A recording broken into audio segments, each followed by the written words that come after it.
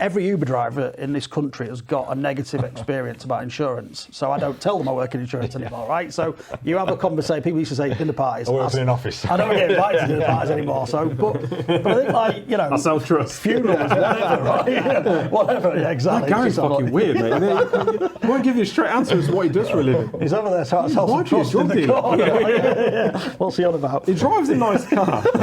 He sells trust. Yeah, exactly. What the hell does he do? He's a snake oil salesman, and that's kind of the thing, right? I think there's everyone's got a bad story, and it's probably not even your story. It's your dad's mate at the pub, or whatever it is, right? Everyone's got a bad story about insurance. Yeah. Oh, I got robbed by this, and I say this a lot to anyone that clients, prospects who want to slag off their insurance company and whatever else. Say, look, an insurance broker is there to give, like a solicitor, like an accountant, like if your solicitor says, right, you're going to court today, what I suggest you don't say is this, what you do say is this. These are the things that you should do.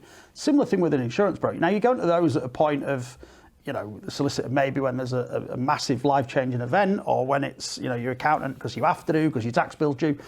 And it's the same with your insurance broker. But listen to this, and if I guess from my perspective, if any of the audience members on ours, your podcast, are listening, it's going, well, I've got a recruitment business that I set up 5 years ago that I now do, actually we put a load of people in offshore roles recently, or we've placed people in, Northern Europe.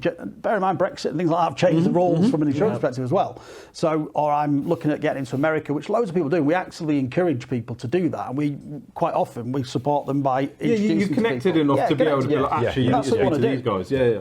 It doesn't take you any longer to have a 20, 30-minute conversation, sometimes a 15-minute conversation with a good broker and say, look, this is what I'm going to do in my business. Am I covered for that? We get your paperwork. We have a lot to say, no, but if you do this, you are. And it's not about us trying to get a load more cash for it. It's generally about us making sure that the people that we engage with are happy with our engagement, because we'll get loads more cash by them saying, actually, Gazelle have been really good for us. Yeah. I would suggest you go and speak to those guys. Word of mouth in our industry is still, the be all and end all, really. So for us, the education, the podcast, the conversations, the chats we have with clients, we don't want to make it a big, boring, unnecessary process. We just want to have a chat, hopefully with somebody that you listen to, you trust, whatever else, and says, look, my advice is this is what you do, based on the umpteen thousand recruitment businesses that I've insured.